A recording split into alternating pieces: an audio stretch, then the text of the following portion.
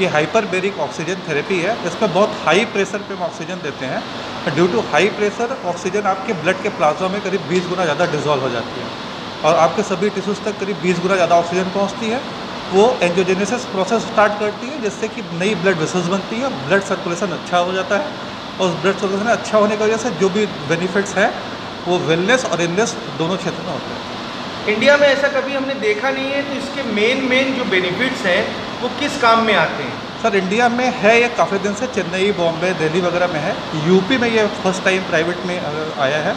Government में आप जाएंगे तो KGMC में ऑलरेडी लगा हुआ है, प्लास्टिक सर्जरी डिपार्टमेंट में।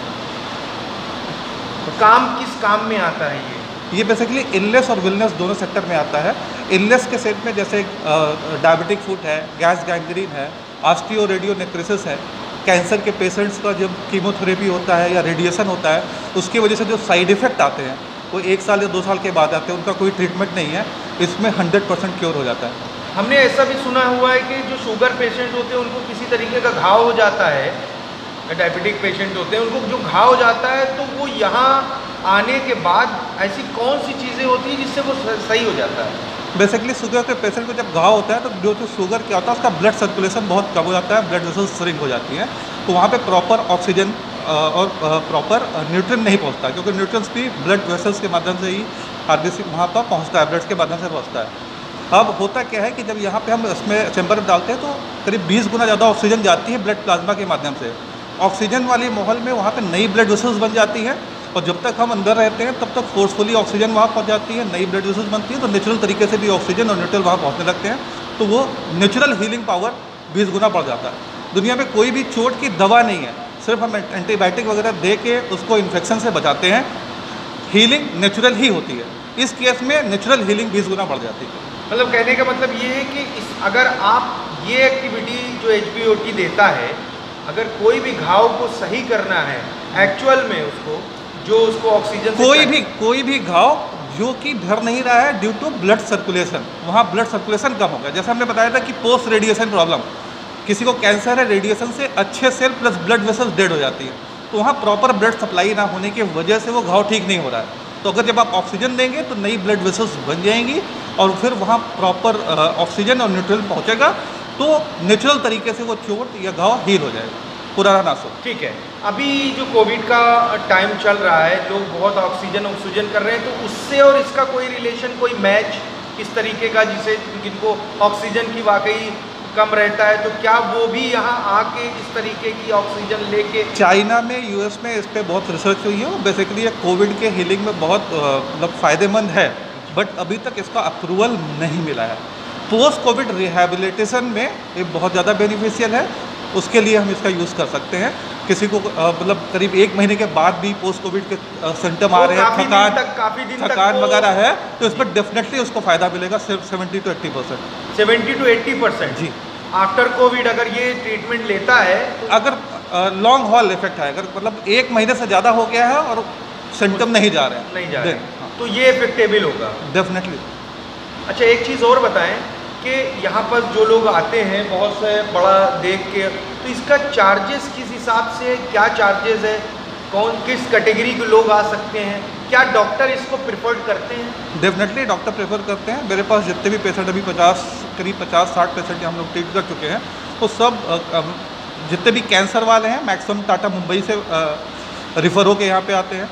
यहाँ पे हॉस्पिटल हैं, डॉक्टर हैं कैंसर के, सब रिफ़र करते हैं। PGI से इवन रिफ़र होके हमारे पास केस आते हैं, क्योंकि ऑलरेडी भी PGI में। आपने कहा जैसे 50 से 60 लोग यहाँ पास आए, तो आपका रेशियो जो ठीक होने वाला है वो कितना परसेंटेज है? अप्रॉक्स 90%। अप्रॉक्स 90%? जी। मतलब ये बहुत ज़्यादा इफेक्टिव है, जिसके वजह से वो 90% का रेशियो बना हुआ है।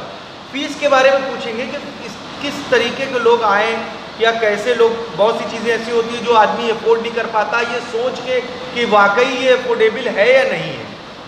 मेरे ख्याल से फीस बहुत ज़्यादा नहीं है, इसमें एक बार बैठने का 3000 रुपये है, जिसमें 1.5 घंटे में 3000 रुपये लगता है। अगर कोई 30 दिन की सिटिंग एक साथ बुक कराता है तो 70,000 रुपये है। अब बेसिकली जिस तरीके के रोग ठीक हो जाते हैं उस हिसाब से बिल्कुल भी महंगा नहीं है। तो जिस तरीके से आप समझिएगा, मैं बताता हूँ कि जिस तरह के रोग इस पर ठीक होते हैं बिल्कुल भी महंगा नहीं है। सपोज़ किसी को डायबिटिक फूट है, 1 से 1.5 साल तक वो दवा करता है, डॉक्टर के पास जाता है, पट्टी, लास्ट में पैर कट जाता है, ऑपरेशन होता है और पैर कटने का 2 लाख रुपये 2.5 लाख रुपये लगता है। यहाँ पे 70,000 रुपये में वो चोट ठीक हो जाती है। ऑस्टियो रेडियो नेक्रोसिस जैसी चीज़ें जो कि ठीक ही नहीं होती, पेशेंट हमेशा परेशान रहता है। तो जहाँ पे आपकी तकलीफ़ कम हो रही है उसके आगे 70,000 रुपये कुछ नहीं। बिल्कुल, मतलब कहने का मतलब ये है कि आदमी किसी भी एक चोट को वहाँ जाता है हॉस्पिटल में और उसकी सर्जरी करवाता है, और अनफॉर्चुनेटली अगर कभी कभी ऐसा भी होता है कि वो उंगली काटनी पड़ जाए, लेकिन अगर वही आदमी इस HBOT में आता है तो 95% चांसेस है कि उसको काटना नहीं पड़ेगा और उसका हीलिंग जल्दी हो जाएगा। तो एक हिसाब से देखा जाए तो ये सस्ता भी है और अच्छा भी है। तो एक तो ये रही फीस की बात कि लोग ये सोच के नहीं आते कि कितना महंगा होगा, क्योंकि अगर अंग विच्छेदन को, अगर पैर को काटने और हाथ को काटने से अगर बचाया जाए, किसी भी हम इस थेरेपी के माध्यम से इसको बचा लेते हैं, तो उसका पैसों से उसका जो है हम कंपेयर नहीं कर सकते हैं। तो वो फीस तो बहुत कम है। अगर वो चीज़ें अगर सही नहीं होंगी तो पेशेंट उसको लॉन्ग टर्म में जितनी फ़ीस हमारी है उससे 2 टाइम ज़्यादा वो खर्चा कर देगा। बिल्कुल, बट हम उसको जो है वन टाइम में उसको और कम समय पे, और वो भी उसको अंग विच्छेदन से बचा लेते हैं, ये एक बहुत बड़ी चीज़ है। तो इसको मेरे ख्याल से पैसे से कंपेयर करना सही नहीं। अच्छा, एक चीज़ और बताइए कि बहुत से लोग को कम प्रॉब्लम होती है, तो क्या डे का क्राइटेरिया है, डे डिफाइन किया गया है कि आपको 3 दिन करना है, आपको 10 दिन करना है, आपको 1 महीना करना है जी, ये आप लोग उनको? सर ये प्रॉब्लम के हिसाब से हमारे डॉक्टर डिसाइड करते हैं। अच्छा, किसी को हाँ बिल्कुल डॉक्टर ही ये प्रिफर करता है कि आपको 1 हफ्ता या 3 दिन वो डॉक्टर बताते हैं। अगर कोई डायरेक्ट हमारे पास आता है तो हमारे पैनल में अपने डॉक्टर हैं जो प्रॉपर देख के डिसाइड करते हैं। किसी केस में 10 दिन, किसी केस में 20 दिन, किसी केस में 30 दिन और 40 दिन तक भी होता है। बिल्कुल, तो ये चीज़ें डॉक्टर डिसाइड कर देंगे। अगर आपको 1 दिन का भी पेशेंट है तो वो भी आप 1 दिन का करते हो? डेफिनेटली, ठीक है ना।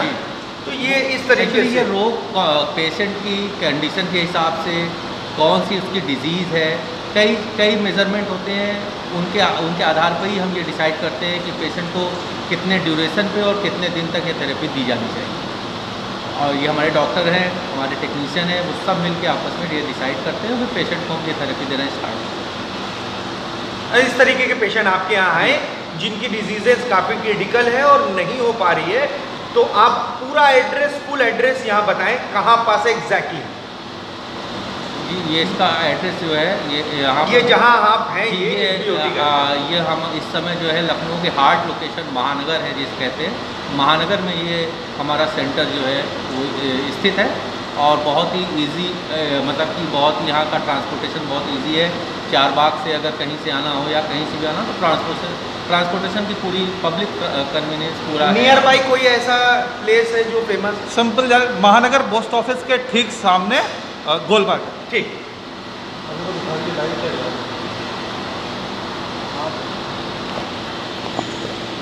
एक एंटी एजिंग का भी था,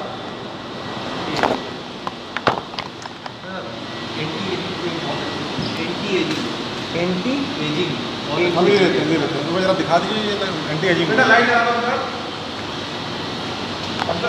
वीडियो चल रहा है? चल रहा है, ठीक है। हम इधर आइए। नहीं, इसको आप सिंगल आईडी पे कर। राइट तो आपने ले ली। हाँ, सिंगल आईडी पे कर रही है, कैंसर के हैं उसके बाद